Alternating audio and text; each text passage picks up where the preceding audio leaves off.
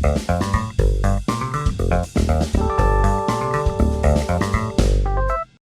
tarde a todos, todas e todes. Gente, eu vou ler porque eu acho que consigo ficar mais dentro do tempo que a gente tem disponível, tá?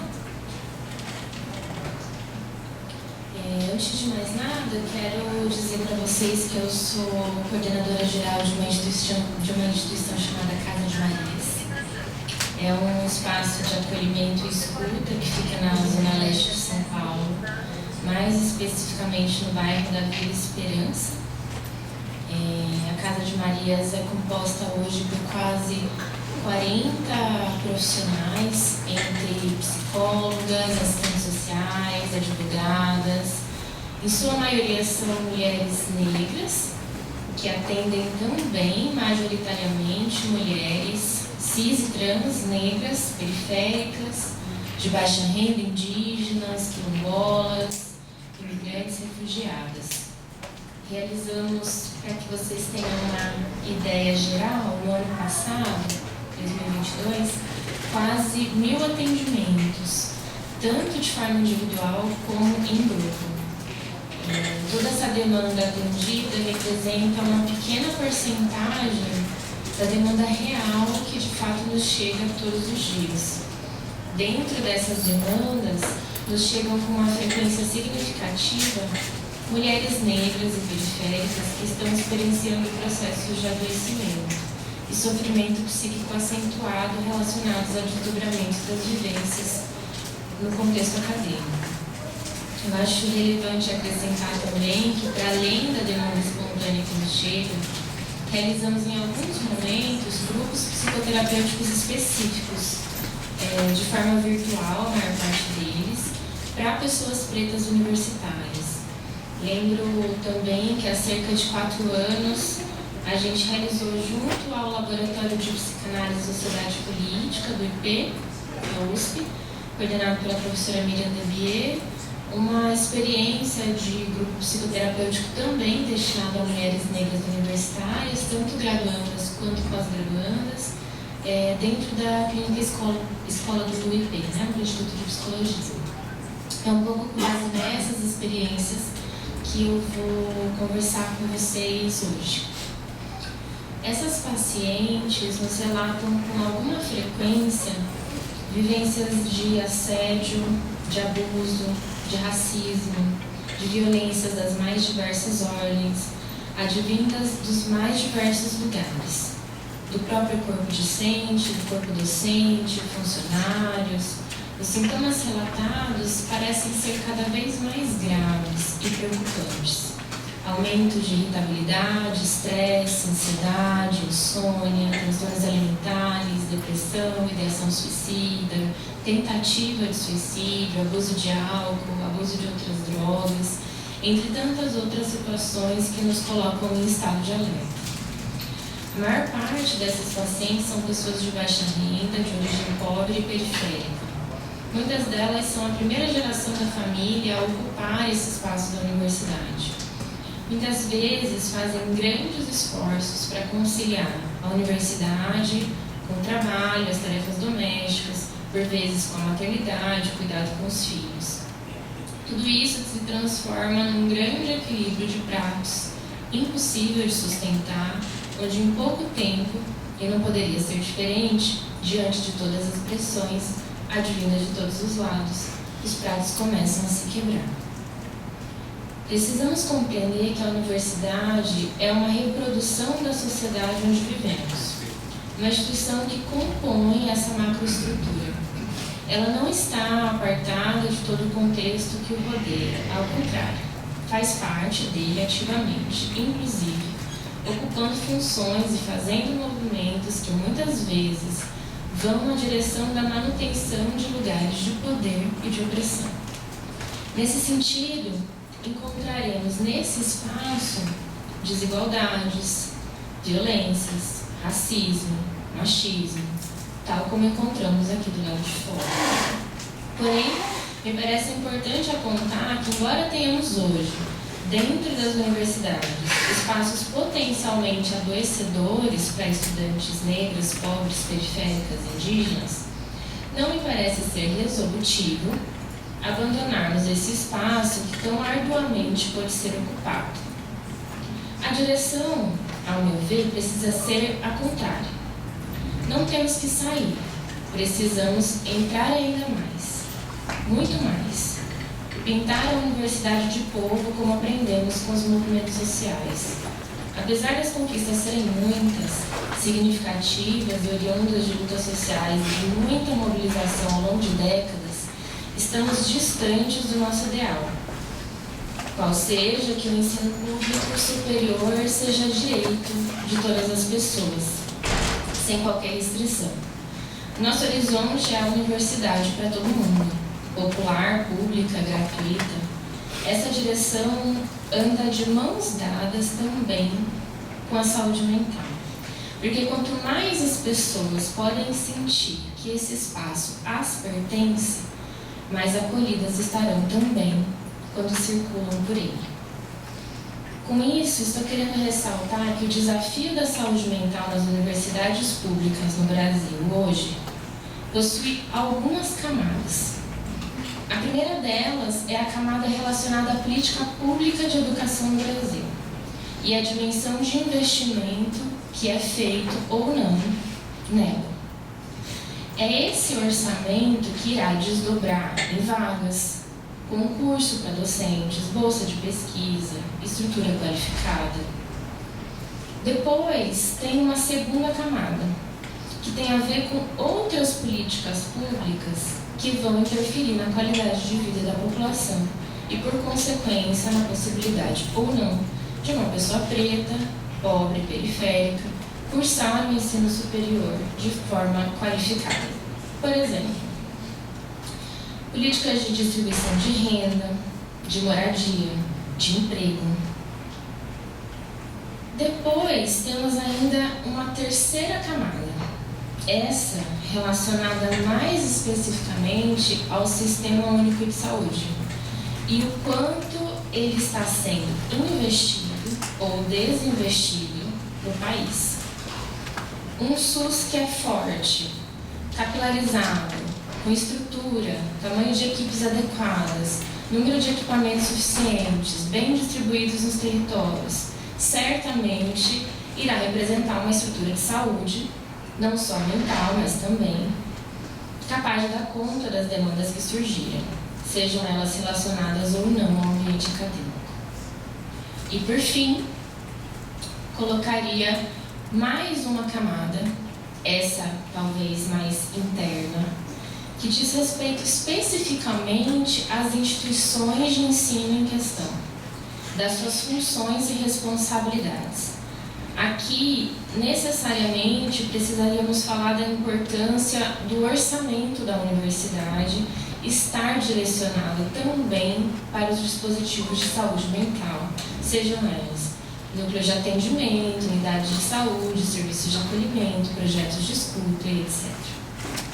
Temos que ter em mente, de forma bastante evidente, que nada disso é possível sem recurso.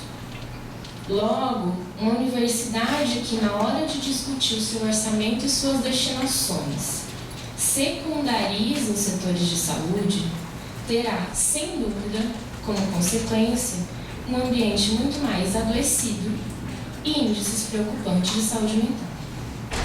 Ou seja, enquanto lidarmos com a saúde mental na universidade como algo lateral, coadjuvante, sem o devido investimento, não irá adiantar apagar os incêndios, pois eles serão constantes e as suas causas seguirão intocadas. Destinar o orçamento da universidade para cuidar de saúde mental da sua comunidade é também um modo de assumir a responsabilidade na prática, em ato, pelo adoecimento que essa estrutura está ajudando a produzir. Nesse sentido, quando não há orçamento para a saúde e esse setor se precariza, nada mais é do que a universidade, novamente, se omitindo e contribuindo para a promoção de um ambiente não saudável para quem nele circula todos os dias. É preciso compreender que saúde mental não é algo milagroso, nem místico, nem abstrato. Não é possível esperar uma comunidade universitária mais saudável sem robustas movimentações e decisões estruturais nessa direção. Nesse mesmo sentido, me parece fundamental apontar que essa concepção de saúde mental é necessariamente de envolvimento e responsabilidades coletivas. Precisamos de forma urgente abandonarmos de uma vez por todas a ideia de que saúde ou adoecimento mental são acontecimentos de foro exclusivamente individual, íntimo ou privado, ou mesmo tratável única e exclusivamente dentro de um consultório particular. Enquanto tivermos essa ideia nos orientando, não estaremos fazendo nada além de lidar com resoluções pontuais, muito distantes de qualquer solução significativa que o grave quadro de saúde mental pública brasileira nos aponta. Para ir concluindo a minha fala, eu gostaria de fazer uma pequena pontuação também na especificidade da questão racial na universidade. Apesar dos avanços conquistados em termos de política de cotas, estamos longe de termos uma universidade que seja de fato um espaço representativo em termos de igualdade racial, seja no corpo docente, seja no corpo docente. Há muito que se caminhar nesse sentido. E o mesmo também ocorre quando vamos falar em espaços de cuidado em saúde mental dentro da universidade. Não é raro ouvir das pessoas negras que nos procuram o quanto encontram dificuldades quando tentam acessar os espaços de escuta no contexto acadêmico, pois assim como nas salas de aula, nas reuniões, nas mesas de debates, eles também costumam ser dominantemente brancos. Não há como pensarmos em promoção de saúde mental para pessoas negras na universidade enquanto estivermos mantendo essa dinâmica. Por fim, eu gostaria de sublinhar que quando decidimos institucionalmente pela não prioridade da saúde mental no contexto acadêmico, em especial das pessoas negras e das pessoas pobres, estamos decidindo por uma universidade menos popular, por uma universidade menos democrática e mais restrita. Em última análise, estamos decidindo por uma universidade que está se desviando da sua responsabilidade social e da sua função enquanto ferramenta potente de reparação histórica, de promoção de igualdade social, de construção de um país mais justo para todas as pessoas. Isso porque, ao não cuidar da saúde mental da comunidade universitária, nós estamos produzindo um cenário que afeta diretamente a permanência estudantil, ou seja, a possibilidade de que a academia sirva ao seu principal objetivo, que é educar e formar pessoas. Eu espero realmente que esse evento de hoje possa contribuir de alguma forma para construções e mobilizações nessa direção. Sabemos que o desafio é imenso pela frente, mas sabemos também que nós não podemos nos furtar aos embates, pois não é esse o caminho que nos levará à universidade que queremos. Obrigada.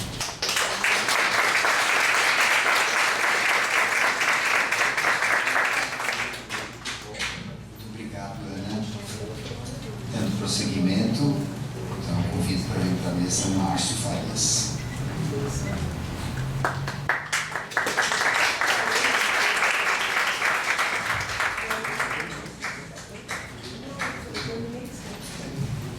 Falar, deixa eu tomar a liberdade de já tirar o microfone da... Gente, boa tarde, tudo bem? Prazer. chamo Márcio Farias, sou do Instituto AMA. Queria primeiro saudar aí a Escola da Defensoria, na figura do ministro Conceição da Silva, e dizer o importante papel que essa instituição, especialmente a escola, tem tido na tentativa de vincular o debate da sociedade civil organizada, com o Estado, essas interpelações, e hoje a gente está aqui para fazer essa discussão. Então, agradecer e parabenizar especialmente o Vinícius. E saudar o pessoal da mesa, né? O Carlos, Vinícius, que a gente já se conhece há bastante tempo, Ana Carol, e fazer uma referência pública na Carol. Considero você uma das principais quadros da nossa geração. Todo o trabalho que você tem feito na Zona Leste, a sua envergadura teórica, a sua capacidade de acolhimento. Então, dizer que é uma honra dividir um espaço com você. Beth Franco, Alessandro, Ricardo, enfim, todos que aqui estão presentes para esse importante debate sobre acessar e permanecer. Acho que eu não pude acompanhar a mesa da manhã, mas imagino que há um consenso de que as políticas de ações afirmativas, com as necessárias e importantes correções, ampliações, é uma política pública necessária, importante, que tem mudado o cenário da realidade universitária e da sociedade brasileira como um todo. Eu acho que isso não está em jogo, né? Precisa ampliar as políticas de ações afirmativas, qualificar o que já foi feito e corrigir eventuais problemas que possam existir. Como é o caso, por exemplo, das bancas, né, de heteroidentificação, participo de algumas, porque 40 anos atrás, quando se projetava as políticas de ações afirmativas, ninguém queria ser negro no Brasil. Como é que a gente ia imaginar que na hora que você efetivar ia ter, né, a necessidade de esse instrumento para validar a política? Nós faremos. Acho que esse recado precisa ser dado. E saudar, eu acho que com erros e acertos, o agente central das ações afirmativas, que é o movimento negro. É o agente central dessa exitosa política e com a devida veemência continua cobrando as reparações históricas necessárias. Eu vou falar a partir de um caso que foi uma demanda ao Instituto AMA Psique, já tem alguns anos. Então, os aspectos trazidos pelo Carlos Vinícius, o que a Ana também colaborou, em certa medida atualizam e avançam alguns pontos desse caso que a gente discutirá. Mas eu acho que ele ainda traz notícias dos desafios que estão colocados para a gente. Foram casos relacionados a uma demanda ao Instituto AMA Psique, vindos da Universidade Federal de São Paulo, em relação a casos de suicídios que aconteceram na universidade, suicídio de jovens negros. Então, é uma demanda que vem de uma natureza clínica e de escuta, e que a gente tentou, em alguma medida, traduzir essa demanda em formas de operar uma escuta, que foi o que nós, no primeiro momento, fizemos, grupos e rodas de conversa para entender uma demanda de uma maneira mais ampla e qualificada, seminários de debate para qualificar uma gramática institucional de interpretação daqueles fenômenos.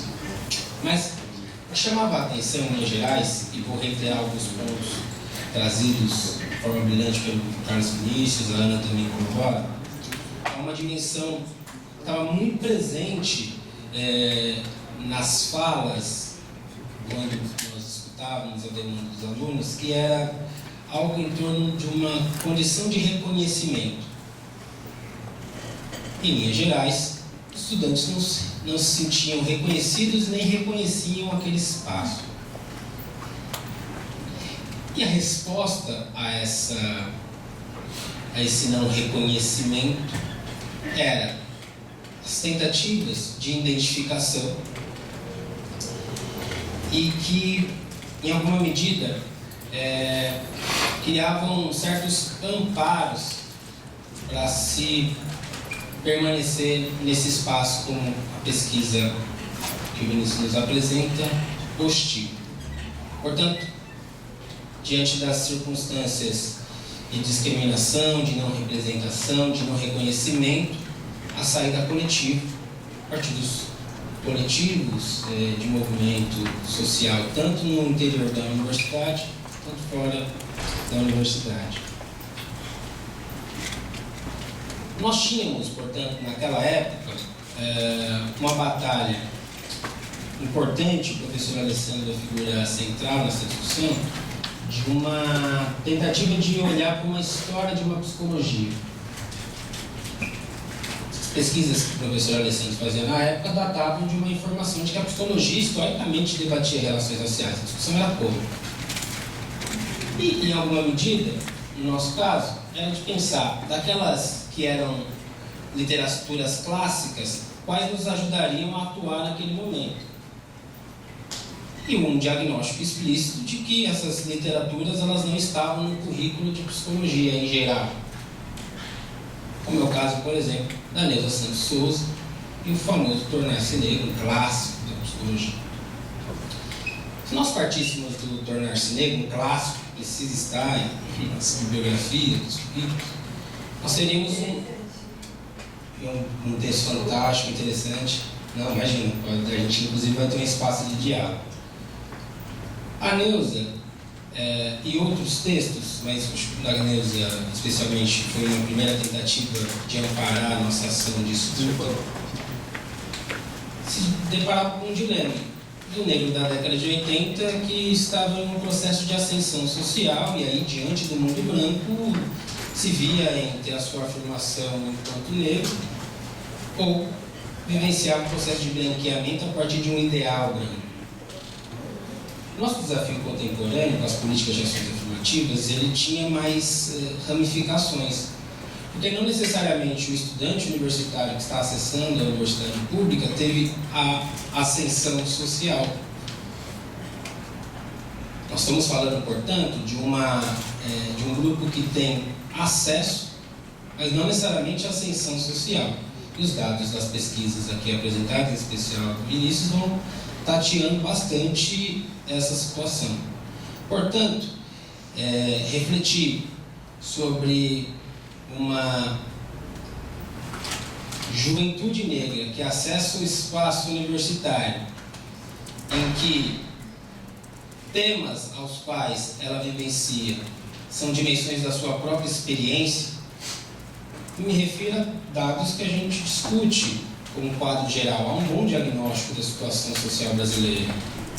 Um processo de expansão e da precarização do trabalho, da informalidade, em termos de violência social, índices que se assemelham a países que estão em guerra. A grande questão é que esses dados externos dizem respeito à vivência de grande parte desses sujeitos que chegam no espaço universitário.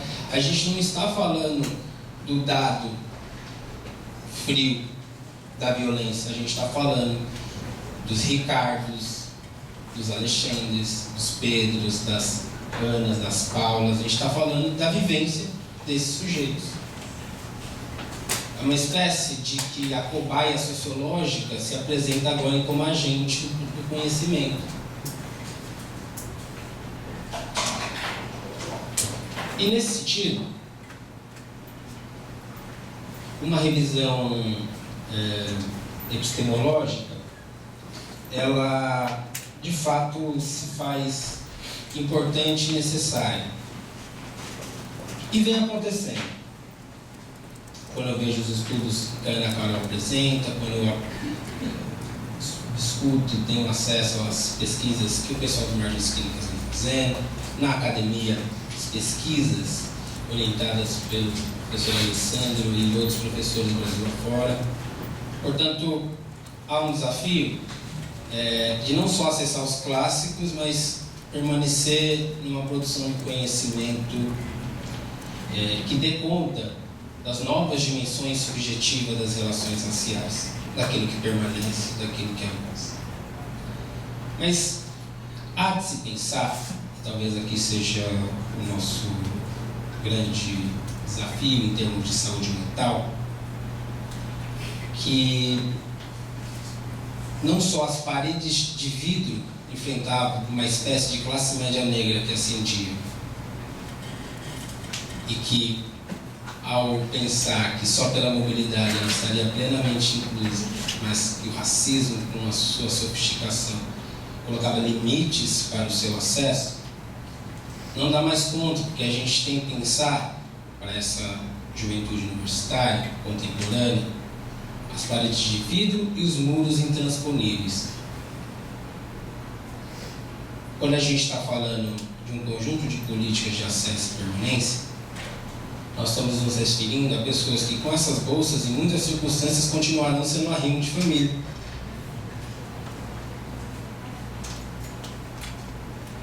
Que são essas pessoas que o tema da violência diz respeito a primos, parentes. Que é essa pessoa que, no limite, quando termina a graduação e ingressa no mercado de trabalho, e que mesmo tendo uma evolução no mundo do trabalho, a gente tem uma das tarefas dessa agenda de reflexão das ações afirmativas é pensar a geração que está chegando, a geração que passou, como que ela ingressa no mercado de trabalho, qual é a qualidade. Mas as pessoas que têm conseguido o ingresso no mercado de trabalho são elas que, com os seus salários, quando conseguem algum tipo de ascensão social, tem que sustentar as fraturas do social. É com o salário de uma CEO negra que ela dá conta de incrementar a aposentadoria da mãe, de sustentar os sobrinhos eventualmente, de continuar se qualificando para a segunda, terceira língua. A gente vai precisar, portanto, discutir nessa condição de saúde mental, e reitero o que esqueceu pela Ana Carol, políticas integradas. Ou a gente discute políticas integradas, que envolvam uma camada muito grande de ações na área da saúde mental, com políticas específicas, estudantis, mas é preciso discutir a rede de saúde mental. Talvez, inclusive, com esses casos, a gente consiga qualificar uma discussão sobre as redes de saúde mental pública. É preciso, portanto, também, e reitero e finalizo como o Carlos mencionou, uma ampla discussão sobre políticas sociais mais amplas. O tornar-se negro contemporaneamente, portanto, tem mais veredas e a gente vai precisar escutá-las. Obrigado.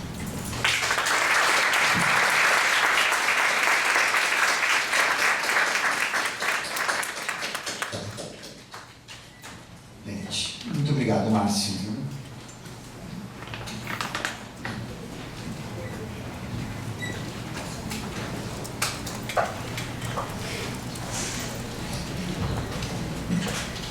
Bom, boa tarde a todos, todas e todos.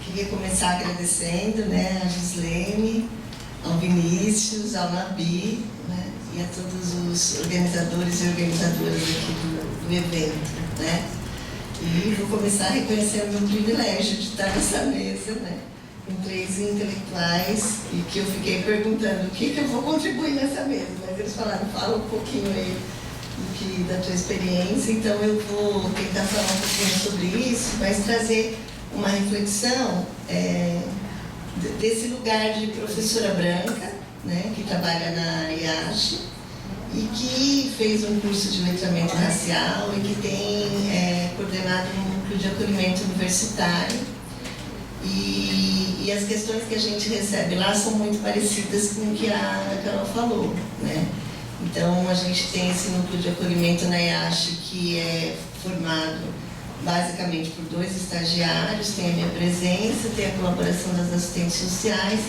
e nesse núcleo a gente recebe várias questões, dentre elas, queixas de racismo na universidade, queixas de violência de gênero, de assédio, de transfobia, todo tipo de violência, vamos dizer assim, e também ideações suicidas, né? E eu quero fazer coro aqui por uma questão que a Ana falou, e até vou contar uma experiência dentro dessa questão, da dificuldade de você ter profissionais negros na universidade para uma escuta das pessoas. Eu lembro que há uns anos atrás, vivi uma situação assim, um menino me procurou para me contar que o amigo dele queria se matar. E que ele falou para o amigo, fala para a Beth, ela é boa pessoa. Aí o amigo disse, bom, mas ela é branca, né? E aí o que a gente conseguiu fazer na situação? A gente conseguiu conversar com o amigo negro que confiava em mim e, de alguma forma, oferecer o suporte para esse outro amigo negro e os recursos de profissionais negros que ele poderia procurar, né? Eu acho que isso mostra para a gente já um conflito racial que existe dentro da universidade, né? E que muitas vezes, como os alunos brincam, a gente quer passar pano para o conflito racial, né? Então, quer dizer, já foi o tempo da universidade fazer isso, né? De passar pano para essa questão, né? Me parece que nós precisamos enfrentá-la. E quando eu pensei no tema da mesa, parece que o tema da mesa é uma equação bem simples, né? Então, eu tenho ações afirmativas, permanência e saúde mental. Então, supostamente, se eu tenho uma política de cotas e consigo uma política de permanência, eu vou ter saúde mental, né? Só que essa equação precisa ser problematizada, né? Como nós vimos aqui hoje de manhã, a conta do auxílio permanência não está fechando, né? Os alunos estavam dizendo o quê? Está faltando auxílio permanência. O conflito de hoje de manhã foi muito interessante também, se a gente for pensar no que aconteceu aqui. Porque, por um lado, ele falava de uma questão social e, ao mesmo tempo, de uma questão racial, né? Que depois eu fui ouvindo os alunos e ele, não, mas eu também sou negro, não, mas eu também sou pobre, não, mas eu também... Então, veja, quer dizer, essas múltiplas identidades coexistindo num espaço que, por vezes, vira um espaço de disputa. Então, é óbvio que se a gente quer pensar permanência, a questão dos investimentos é fundamental. E uma das críticas centrais que nós fizemos à criação da PRIP é a falta de investimento. Eu não vou nem contar o que o professor Ricardo faz de trabalho, que eu sei que ele faz o trabalho dele de 5, 6 secretários, por exemplo. E eu fico, onde que tem gente para ajudar nisso daí? Né? Onde que tem gente para fazer essa... Você me avisa, 5 minutos que eu perdi aqui. Então, assim, onde que tem gente para fazer tudo isso? Então, vamos pensar a permanência inegociável do ponto de vista financeiro.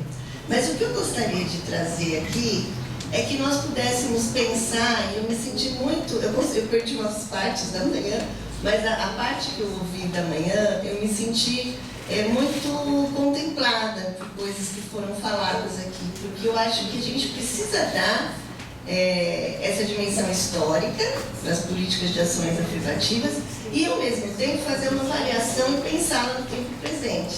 E a dimensão econômica é uma muito importante. Mas eu queria contar para vocês que eu achei um texto da Cida Bento de 18 anos atrás. E eu vou ler para vocês alguns tópicos que ela enumerou como resistências, falas que circulam contrárias às cotas. Tá? Então ela diz assim, essa não é o que ela está defendendo, é o que ela diz que as pessoas argumentam contra, né? Ela diz, cotas e ações afirmativas vão permitir que se forme uma elite negra. A grande massa negra continuará excluída. E os 19 milhões de brancos pobres ficarão excluídos? Outro ponto. Negros, em geral, não têm qualificação para entrar nas universidades ou para ocupar cargos de chefia melhor remunerados. Portanto, esse problema deve ser solucionado pela raiz, ou seja, através da melhoria do sistema de ensino brasileiro, de maneira que atinja todos igualmente, independentemente de raça ou cor. Outro ponto. Não sabemos quem é negro no Brasil, por conta da grande miscigenação. Portanto, não poderíamos pensar em cotas para um grupo de difícil definição. Outro ponto. As cotas são institucionais e legais. Contrariam o princípio de que todos são iguais perante a lei. Outro ponto. As ações afirmativas, cotas, discriminam outros grupos também discriminados, como índios, ciganos e homossexuais, que também deveriam ter os mesmos direitos e cotas ou políticas específicas. Outro ponto muito importante é esse. As cotas para negros em universidades diminuiria a qualidade de seus alunos e, consequentemente, do ensino universitário. Outro ponto. As cotas afirmativas, as ações afirmativas, perdão, e as cotas fazem parte de um modelo norte-americano que alguns querem artificialmente importar, mas que não funciona no Brasil, uma vez que a nossa realidade é outra. Outro ponto. As cotas para negros em universidades seriam humilhantes para os negros que delas desfrutassem, pois eles guardariam eternamente o estigma de parasitas do Estado, ou de ter entrado na universidade não por mérito próprio, mas por um favor ou concessão do Estado. A adoção de cotas para negros em universidades contraria o princípio da meritocracia, ou seja, de que entram nas universidades quem faz por merecer, por capacidade e esforço pessoal, o que seria muito mais justo e democrático. E eu pergunto para vocês, esse texto da Cida Bento, de 2018, ele está fora de circulação? As pessoas na universidade pensam essas coisas ou elas já mudaram de ideia? Se a gente ouvir a reunião do Conselho Universitário da Universidade de São Paulo essa semana, a gente vai perceber que esse tipo de ideia, ele está circulando no conselho de uma das maiores universidades do país. Então, a Cida Bento falou algo em 2018 que está... Não é 2008, está 18 anos. Não, é 2005. É 2005, é 18 anos, né? E que eu estou chamando a atenção por quanto isso é atual. Agora, isso não é atual só no Conselho. Isso tem uma capilaridade. Gislene, eu e a Ieda participamos de um grupo que foi discutir o planejamento da CIP na EASH. E as pessoas podiam opinar. E uma pessoa que é professora dessa universidade opinou da seguinte maneira, que achava desonestidade intelectual a gente ficar discutindo gênero e raça na universidade. Agora, a minha questão é assim, a permanência dos estudantes, das estudantes, ela depende do quê? É óbvio que ela vai depender da questão financeira, econômica, etc. Mas e a questão simbólica? Então, tudo isso que foi colocado aqui pelos três colegas que me antecederam, né? Porque a gente tem a questão das pesquisas, tem a experiência, tem o cuidado. Essas questões, como elas se apresentam para quem é negro e negra? E aqui eu não estou falando só dos estudantes, eu estou falando de professores e professoras, que eu poderia contar também, apesar de ser branca, um rol de violências, algumas que eu ouvi, outras que os colegas me contaram, outras que eu acolhi, que você chega a pensar que é no plano do Vini Júnior, né? Mas então, sim, tem o que se faz para o Vini Júnior e tem toda uma violência sutil e cotidiana. Por exemplo, que eu estou achando que o meu colega que entrou nas cotas, ele não era tão inteligente assim, né? Porque, poxa, ele entrou por cotas, né? Ou então, que eu não reconheço que a meritocracia é da branquitude, né? Porque essa ideia de eu me esforcei, mas eu cheguei, ela é uma ideia branca. E que para a universidade, tá assim, é mérito. Se você não conseguiu, a sua orientação sexual, se você é cis, ou se você é trans, e a sua questão racial não tem a menor importância. É isso que é dito. Agora eu pergunto, nesse contexto, é possível produzir saúde mental? É possível ter saúde mental num contexto que tem essa violência simbólica, colocada de modo muito bem articulado e por vezes invisível no cotidiano? E aí é óbvio, né? Como eu sou branca, eu também sei que a branquitude muitas vezes não percebe, não é que fez isso intencionalmente, né? Mas, bom, saia da sua bolha da branquitude, comece a observar o que está acontecendo aqui, né? Porque essa sutileza, ela é percebida pelo estudante negro. E aí todas essas questões de menos-valia, da dificuldade de se colocar, da questão dos estudos, da questão do pertencimento mesmo, é muito difícil. Então eu lembro que eu tive 3 alunas negras, né? Tive várias, mas eu estou falando 3 específicas, que elas formaram um grupo, elas olharam para minha cara e falaram, nós vamos embora. Toda hora era assim, pegando a bolsa e quase para ir. E aí nós vamos embora por quê? Porque esse lugar não é nosso. O professor não ouve, o colega fala de uma viagem que eu não sei onde eu estou. Aí a gente está ali, né, achando que era Lucas, vamos fazer uma ação na comunidade, veio uma menina, chora porque está vendo a comunidade, né? Aí eu olho e falo, caraca, mas é a comunidade que eu moro, então assim, por que você está chorando, né? Então assim, aí a menina chora, aí eu dou aula, a outra percebe, nossa, tem racismo e chora. Aí 10 horas da noite me liga a menina preta, professora, mas peraí, como é que essa branca pode estar chorando na sua aula se eu sou a negra? Entendeu? Que negócio é esse, professora? Então, não é fácil, tem um conflito, né? E não é fácil mesmo você se virar no meio desse conflito com tantas questões importantes colocadas, né? Eu falo assim meio de brincadeira, mas assim, nossa, já que eu botei aqui, pelo amor de Deus. Mas o que eu acho que eu precisava dizer aqui é que a Cida Bento aponta no texto dela, e é muito importante, o que essa ação da branquitude também traz. Porque tem o que se fala e o que essa fala silencia. E essa fala silencia o medo da branquitude de mudar, de fazer mudanças na universidade. Então a universidade abriu cotas, mas ela não quer mudar 1 milímetro. É por isso que quando vai abrir cota para professor, vai por cota em concurso com 3 vagas, aquilo que simplesmente não existe. Então, na verdade, você fez para não fazer. E enquanto os brancos não mudarem, a universidade não vai mudar. Então nós estamos com um problema, né? Porque, na verdade, cada passo que os brancos dão é uma volta para permanecer no mesmo. E isso é algo que a gente vai ter que desconstruir. Como o meu tempo está acabando, eu ia falar mais um monte de coisa? Já acabou? Não, mas eu quero falar 2 coisas muito rapidinho. Não, de verdade, assim, que não vai dar tempo de desenvolver essa ideia, mas assim, eu fiquei pensando que por onde a gente pode avançar? A gente pode avançar pela produção do comum, que o meu querido amigo aqui é um dos especialistas na produção disso, então leiam o Ricardo sobre o comum. Mas essa ideia de que eu estou num lugar e algo meu combina com algo dele e a gente é capaz de produzir um comum, um encontro de algo que faça sentido nesse encontro. O comum tem sido o quê?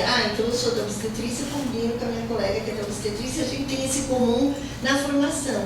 Mas isso é insuficiente para existir na universidade, porque a vida acadêmica está para além desta questão da formação. Então, o comum é uma coisa. E a outra coisa é o cuidado, que implica uma escuta qualificada. Eu não vou ter tempo de falar isso aqui, mas tem um testamento do Zé Ricardo Aires muito bom sobre o cuidado, que a gente pensa que está ouvindo as pessoas, mas simplesmente a gente não está, porque nós estamos ouvindo as pessoas na nossa referência. E aí a discussão é como a universidade poderia ser aberta a esse comum para ter uma permeabilidade. Por exemplo, né, eu fiquei pensando no nosso colega que quer trazer capoeira, ele fala, eu tenho 2 mundos, sou professor aqui e tenho a capoeira lá fora. Quem quer ver capoeira aqui dentro? Parece que a capoeira é bobeira, né? Mas a capoeira é o mundo dele. Essa universidade pode se abrir para esse mundo? Aí a gente está dizendo para ele, pode, né? Mas com certeza algumas pessoas vão olhar e vão falar, o que um cara da área de exatas está fazendo capoeira aqui dentro, né? E vão cobrar isso dessa pessoa. Mas a questão da produção do comum é a universidade se abrir para a interpelação da diferença, e não só da diferença racial, de todas as diferenças. E o Nabi falou, Beth, faz uma proposta. A única proposta que eu tenho é o Vini Júnior vir para o Corinthians.